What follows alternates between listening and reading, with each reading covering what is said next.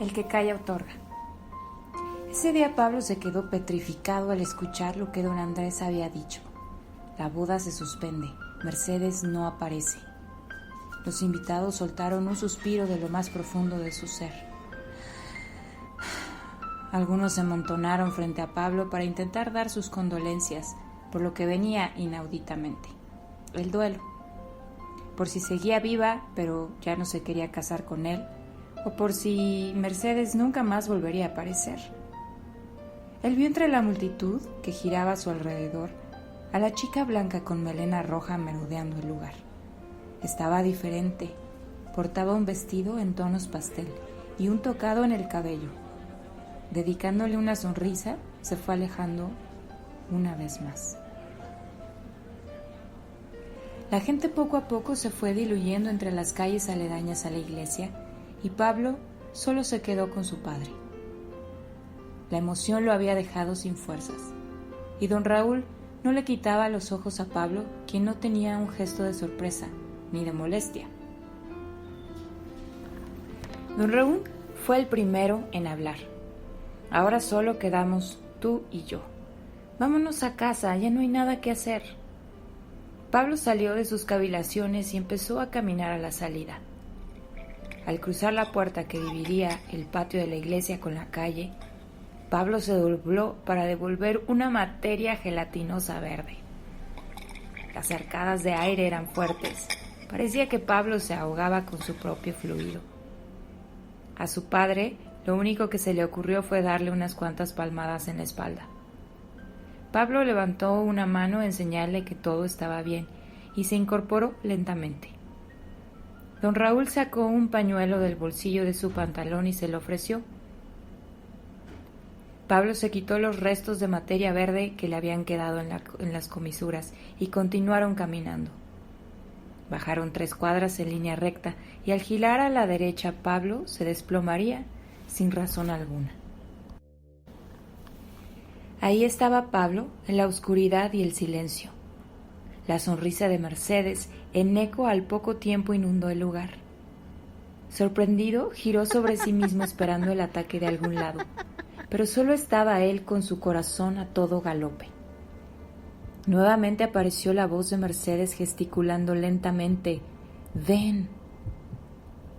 Pablo miró en todas las direcciones y ahí estaba una pequeña luz a la que se fue acercando lentamente, la cual con cada paso que daba un paisaje se iba dibujando frente a sus ojos.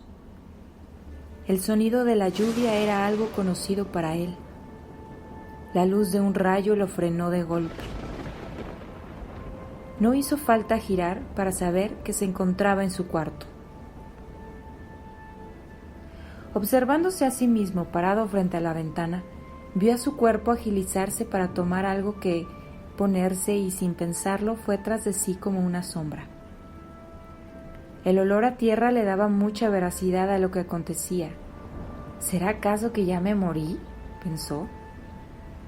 El cuerpo de Pablo se encontraba cerca de cruzar el puente. Entonces recordó que ahora era la sombra y corrió detrás de sí.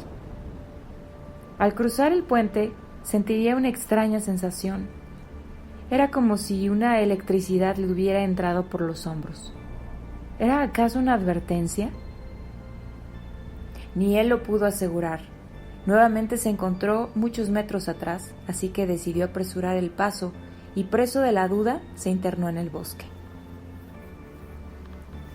Caminó lentamente tratando de seguir el rastro. Para cuando los tuvo frente a él, la escena de su cuerpo petrificado frente a la extraña mujer pelirroja se reproducía. La conversación estaba a punto de terminar. Lo miraría a lo lejos en los gestos de la mujer. Pablo vio cómo ella se alejaba. El sentimiento lo embargaba, pero igual no podía hacer mucho. Por otra parte, sabía que era muy tarde para regresar. Así que continuó siguiendo a la mujer que zigzagueaba entre los árboles rápidamente. La seguía con su respectiva distancia entre la vegetación y ramas que apenas le permitían seguir el paso. La mujer desaceleraría su andar, Miraría hacia atrás y a los lados para después desprenderse de la túnica café, dejando caer su melena sobre su piel blanca, y cadenciosamente continuó caminando adentrándose en el bosque. El silencio absoluto entre los árboles era algo muy extraño, pues Pablo podía escuchar a su corazón palpitante.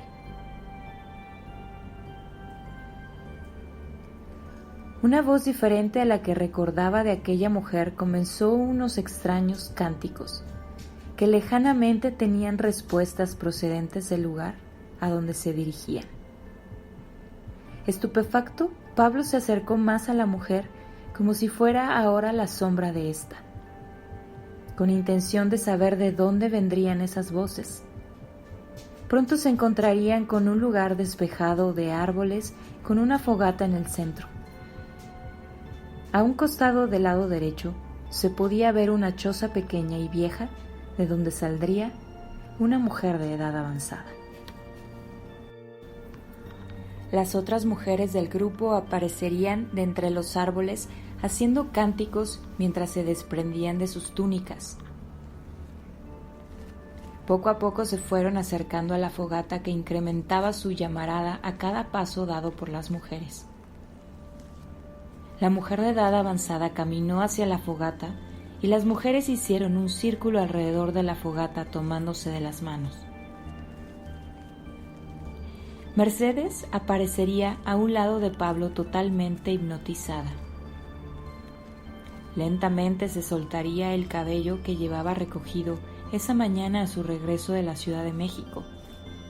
Se desprendería de su ropa y se acercaría a la viejecilla que la esperaba con la palma abierta muy cerca de la fogata. A las espaldas de la anciana las mujeres se pusieron en movimiento alrededor del fuego. Mercedes, como una niña que se acerca a lo desconocido, regalaría una mirada a la nada y se pondría frente a la anciana. Aquella mujer tenía un objeto negro y vibrante en su mano.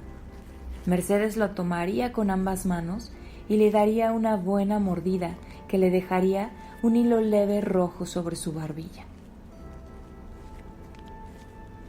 Las mujeres dieron un grito unísono de aprobación y comenzaron a levitar sin perder ritmo, mientras que la anciana se acercaba lentamente a Pablo, que trató de huir.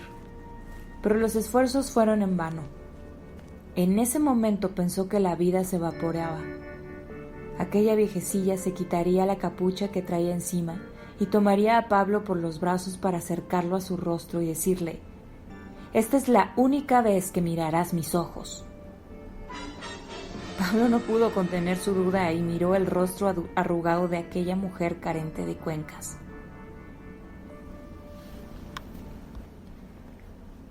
Pablo despertaría de aquel letargo después de una semana de estar postrado en su cama. Sudaba frío y la pesadilla lo había dejado con la boca seca. Trató de llamar a su padre, pero no hizo falta, pues don Raúl había dormido las últimas noches en una silla cerca de Pablo. Al ver los esfuerzos que Pablo hacía para incorporarse, don Raúl corrió en su auxilio. «¿Pero qué te pasa, Pablo? Ha venido el médico a verte y me ha dicho que posiblemente te han envenenado. Es necesario que mantengas reposo al menos por unos cuantos días más». Pablo se tranquilizó.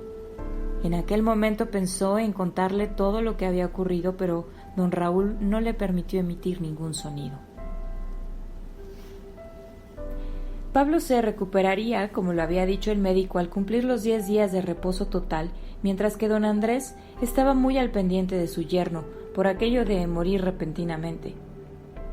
Por otra parte, doña Soledad mostraba su angustia como si ella supiera que Mercedes se había escapado con otro, y le miraba con algunos obsequios.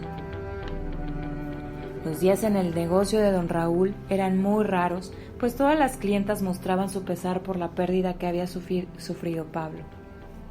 Pero también se sentían motivadas a dejar de vez en cuando un regalito para el muchacho dejado del altar que iba desde el pan de elote hasta unas cenas organizadas a la luz de la luna.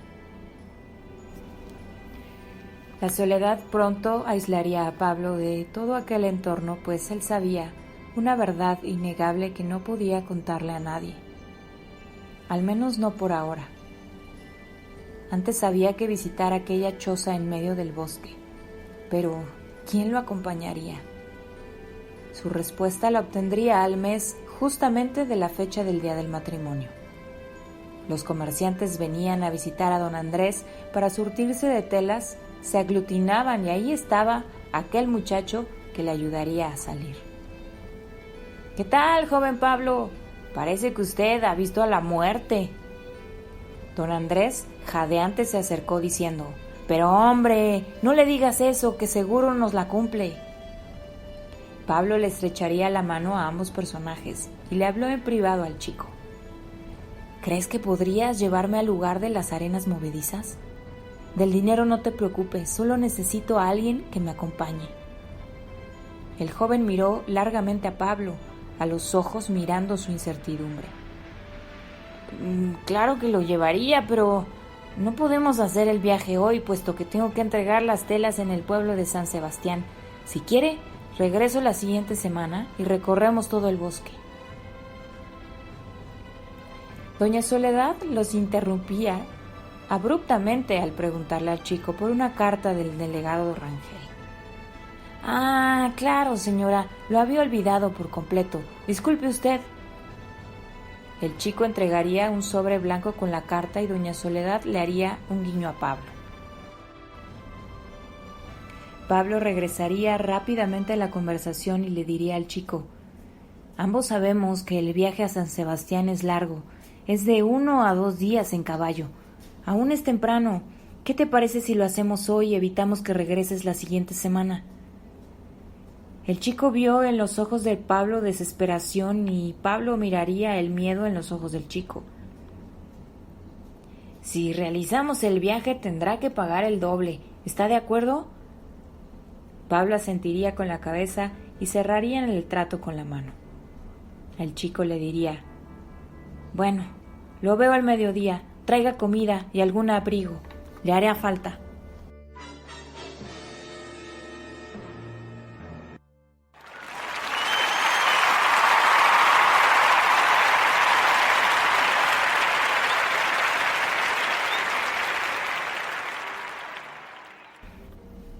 Hola, ¿qué tal amigos? Bienvenidos a el cuento leído de Cuento Independiente. ¿Qué tal les ha parecido la segunda parte de Expiación, escrita por Arturo Aguilar? Esta es una historia que desde que salió la primera parte nos ha tenido en ascuas y por fin llegó la segunda parte antes de que Cuento Independiente se fuera de vacaciones y por fin el día de hoy tenemos pues el fragmento leído. Espero que les haya gustado muchísimo y que ya estén esperando por la tercera parte, porque al menos yo sí.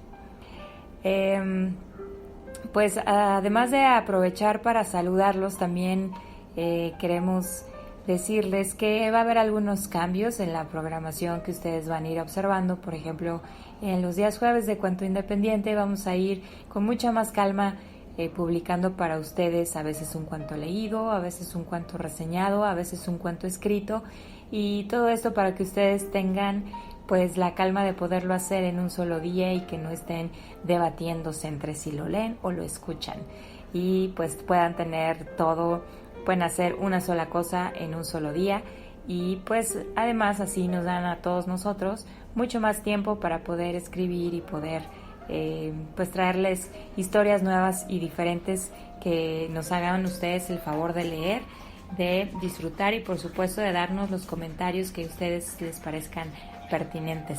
Muchas gracias una vez más por escucharnos en este espacio de Cuento Independiente y los invitamos también a participar pues de forma más activa, ya sea haciendo comentarios o bien mandando sus propios escritos o a lo mejor postulándose para leer algún cuento que les haya gustado muchísimo. Gracias nuevamente por escucharnos y hasta la próxima.